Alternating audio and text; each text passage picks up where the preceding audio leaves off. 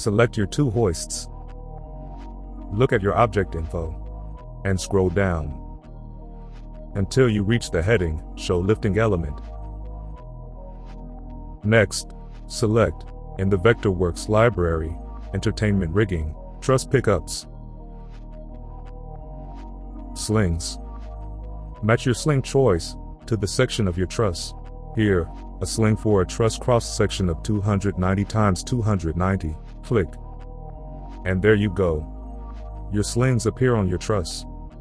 The trick is done. Good luck, and keep up the good work. Don't forget to subscribe to my channel. Vectorworks Movies.